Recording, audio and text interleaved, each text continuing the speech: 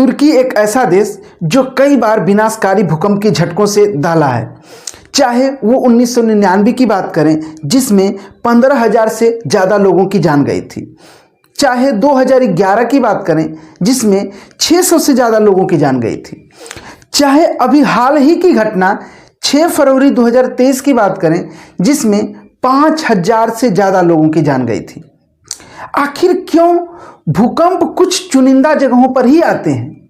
तुर्की में इतने घातक भूकंप आने की असली वजह क्या है? कौन है इसके पीछे जिसकी वजह से ये भूकंप इतने खतरनाक आते हैं? आज से लगभग 50 साल पहले भूकंप केवल प्राकृतिक कारणों से आते थे, लेकिन आज कुछ मानवीय हरकत, मानव के कारणों से भी भूकंप आते हैं। तो किस तरह से भूकंप आते हैं सब जानकारी देंगे इस वीडियो में, तो बने रहिए आप लास्ट तक। और यदि चैनल पर नए हैं तो सब्सक्राइब जरूर कीजिएगा और दोस्तों से शेयर, वीडियो अच्छा लगे तो लाइक जरूर कीजिएगा। पूरी पृथ्वी कई सारी छोटी बड़ी प्लेटों से मिलकर बनी है और पृथ्वी अपने अक्ष पर हमेशा घूमती रहती है, जिसकी वजह से इन प्लेटों में हमेशा मूवमेंट होते रहते हैं, जैसे एक दूसरे प्लेट आपस में सरकना या घर्षण करना या एक दो प्लेट आपस में दूरी बनाना। ये घटना हमेशा इन प्लेटों में होता रहता है। जिस स्थान पे दो प्लेटें एक दूसरे से घर्षण करती है या सरकती है या एक दूसरे से दूर जाती है, उस स्थान से एक ऊर्जा निकलता है जो सभी दिशाओं में समान रूप से फैलता है। यह ऊर्जा जिस स्थान से निकलना प्रारंभ होता है उस स्थान को फोकस या उद्गम केंद्र कहते हैं, और यह ऊर्जा पृथ्वी के सतह पर जिस पे हम लोग रहते हैं उस पर जहां सबसे पहले पहुंचती है उसे अधिकेंद्र कहते हैं। भूकंप की घटना में जो ऊर्जा बाहर निकलती है वो एक तरंग के रूप में बाहर निकलती है, जो 3 प्रकार के होते हैं: प्राइमरी, सेकेंडरी और लव तरंगे। क्योंकि लास्ट में जो लव तरंगे, इसकी खोज एचडी लव ने किया था और इनके नाम पर ही इसको यल तरंगे कहा जाता है। भूकंप की घटना में जब तरंगे निकलती है तो वे तरंगे कुछ इस प्रकार होते हैं। सबसे पहले पी तरंगे आती है और हमारे सतह पर, जो हम जिस सतह पर रहते हैं उस पर सबसे पहले पी तरंगे पहुंचती है, उसके बाद यस तरंगे पहुंचती है और उसके एकदम अंतिम में यल तरंगे पहुंचती हैं। इसकी चाल सबसे कम होती है। जो यल तरंगे है वो धरातल को ही ज़्यादातर इफेक्ट करती है और इसकी चाल भी सबसे कम होती है। यस तरंगे केवल और केवल ठोस में ही गमन कर सकती है, लेकिन ये जो पी तरंगे है जिसकी स्पीड सबसे ज़्यादा है और ये जो सबसे पहले हमारे सतह पर पहुंचता है, ये जितनी स्पीड से ऊपर जाता है उतनी ही स्पीड से ये नीचे भी जाता है। इसीलिए पी तरंगे ठोस, द्रव और गैस तीनों में गमन कर सकता है। आप इस छाया को देख सकते हैं, पी तरंगे की छाया है। ये जितने स्पीड से ये ऊपर जा रहा है उतने स्पीड से ये नीचे भी आ रहा है और आप देख सकते हैं कि ये नीचे की साइड में भी गया है और इधर पूरा फैल गया है। जो ऊर्जा निकलती है ये चारों तरफ फैल के जाती है, लेकिन पी तरंगों की ये खूबी है कि ये जितना ऊपर जाती है उतना नीचे भी जाती है। लेकिन यस तरंगे की छाया आप देख सकते हैं, यस तरंगे केवल और केवल ऊपर जा सकती है क्योंकि इसकी स्पीड भी कम होती है और ये द्रव और गैस में गमन नहीं करती है, केवल और केवल ये ठोस में ही गमन करती है। और यल तरंगे, जो लव तरंगे कहा जाता है जिसे, वो धरातलीय तरंग कहा जाता है, जिस पे हम लोग रहते हैं उसी एरिया को ज़्यादा इफेक्ट करती है यल तरंगे। आइए समझते हैं कि इसके स्पीड और ये कैसे कैसे इसकी है सब। देखिए, जैसे पी तरंगे की चाल है 6 किलोमीटर प्रति सेकंड की स्पीड से, और ये जितने स्पीड से ऊपर हमारे सतह की तरफ आती है उतने स्पीड से ये नीचे भी जाती है और ये हमको बहुत कम क्षति पहुंचाती है। इसको इस तरह से हम समझ सकते हैं कि यदि कोई व्यक्ति हमारे लाइफ में एंट्री करता है, जो जितनी स्पीड से आता है वो उतना ही जल्दी निकल जाता है, तो उससे हमारा नुकसान बहुत कम होता है। लेकिन यदि कोई पर्सन धीरे धीरे मेरी ज़िंदगी में आ रहा है और धीरे धीरे जा रहा है तो उसका दुख और दर्द हमको ज़्यादा होगा और उसकी क्षति हमें बहुत ज़्यादा होगा। लेकिन यदि कोई इंसान बचपन से आपके ज़िंदगी में है, धीरे धीरे बहुत समय से आया आपके ज़िंदगी में और वह धीरे धीरे ही गया, तो उसके जाने का गम आपको बहुत ज़्यादा सताएगा और वो पीड़ा आपको बहुत ज़्यादा दुख देगी। तो उसी प्रकार होते हैं ये तीनों तरंग।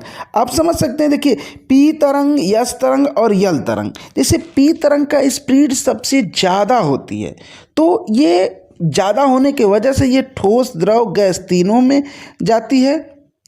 उसके बाद ये बहुत ही स्पीड से आती है, इसलिए ये बहुत कम क्षति पहुंचाती है। दूसरा देखते हैं यस तरंगे, यह 3.5 किलोमीटर प्रति सेकंड से आती है और ये केवल ठोस में गमन करती है और इसका जो प्रभाव होता है हमारी ज़िंदगी पर वो एक एवरेज के हिसाब से रहता है, न ज़्यादा क्षति होता है न ज़्यादा कम होता है, लेकिन इसका इफेक्ट थोड़ा बहुत रहता है।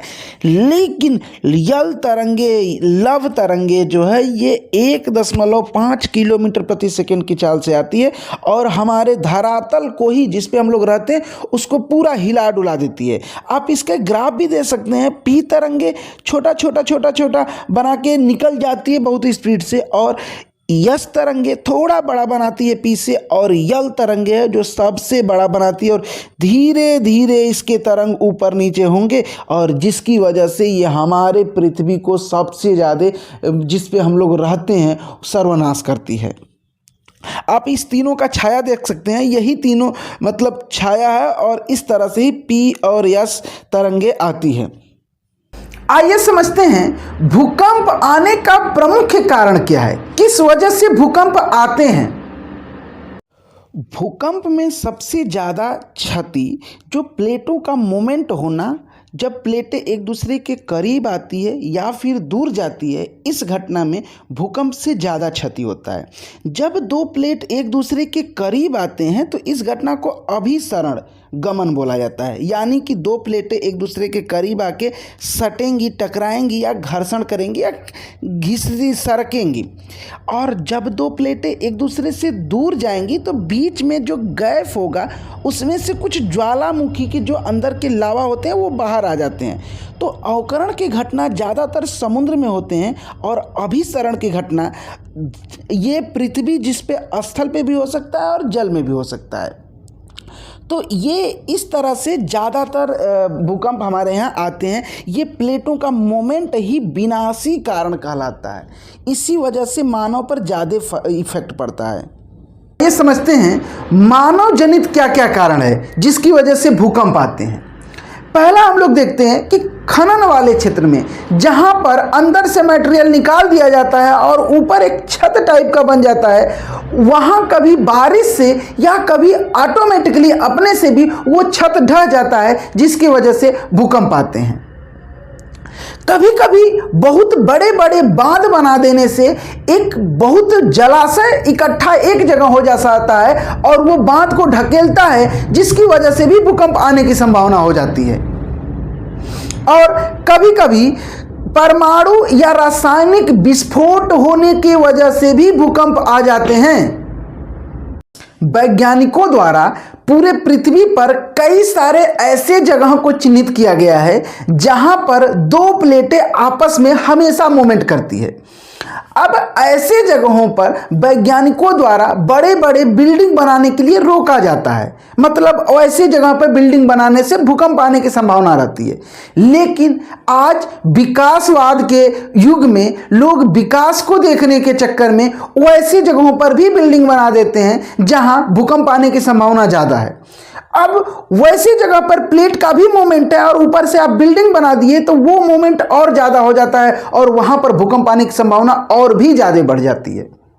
पूरे वर्ल्ड में यानी मेरी पूरे पृथ्वी पर कुछ महत्वपूर्ण पेटी बनाई गई हैं जहां पर भूकंप आने का ज़्यादा ही संभावना होता है।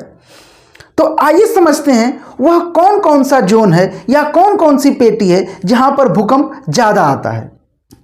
पहला है प्रशांत महासागर पेटी, जिसमें पूरे वर्ल्ड का लगभग 64% भूकंप यहीं आते हैं। यहाँ एशिया प्रशांत की जो प्लेट है और अमेरिका प्रशांत की प्लेट एक दूसरे से हमेशा मूवमेंट करते रहते हैं और ये अभिसरण द्वारा हमेशा यहाँ भूकंप आते रहते हैं। दूसरा है मध्य महाद्वीपीय पेटी। इसमें भी अभिसरण की घटना होती है। अभी हाल ही में जो तुर्की में घटना हुआ वह इसी पेटी की वजह से हुआ, यानी तुर्की इसी पेटी पर स्थित है जिसकी वजह से इतना विनाशकारी भूकंप आया। आइए समझते हैं कि भूकंप ज़्यादातर तुर्की में ही क्यों आते हैं। तो तुर्की 4 प्लेटों के जंक्शन पे बसा है। पहला यूरेशियन प्लेट, दूसरा अरेबियन प्लेट और तीसरा अफ्रीकन प्लेट, और चौथा सबसे इम्पॉर्टेंट है जो अनाटोलियन प्लेट है। इस पर ही तुर्की का अधिकतम हिस्सा बसा है। अब इन चारों प्लेटों में यदि किसी एक में थोड़ा सा भी हलचल हो जाने से पूरा तुर्की हिल जाता है, जिसकी वजह से विनाशकारी भूकंप आ जाते हैं। अब देखिए, कभी कभी अफ्रीकन प्लेट यूरेशियन प्लेट को ढकेलता है, जिसके बीच में अनाटोलियन प्लेट आ जाता है, और अनाटोलियन प्लेट इन दोनों प्लेटों के बीच होने की वजह से भी भूकंप कुछ ज़्यादा विनाशकारी आ जाते हैं। तो इसी वजह से तुर्की में ज़्यादा भूकंप आते हैं। एक और महत्वपूर्ण पेटी है जिसे मध्य अटलांटिक पेटी कहा जाता है। इसमें 2 प्लेट एक दूसरे के दूर जाते हैं और दूर जाने से बीच से ज्वालामुखी के लावा निकलते हैं, जिससे आसपास के प्लेटें हिल जाते हैं। लेकिन ये उतना विनाशकारी नहीं होते। वैज्ञानिकों द्वारा और भी बहुत सारी छोटी बड़ी पेटियों का चिन्हित किया गया है जो भूकंप आने की संभावना को दर्शाता है। और इंडिया की बात करें तो इंडिया भी मध्य महाद्वीपीय प्लेट का हिस्सा है, जिसमें इंडियन प्लेट यूरेशिया प्लेट को हमेशा ढकेलता है, जिससे नेपाल में आए दिन विनाशकारी भूकंप आते रहते हैं और हिमालय पर्वत की ऊंचाई धीरे धीरे बढ़ती ही जा रही है। तो आपको ये पूरी जानकारी कैसे लगी जरूर बताएं, और यदि वीडियो अच्छा लगा तो लाइक करें, दोस्तों से शेयर जरूर करें। धन्यवाद।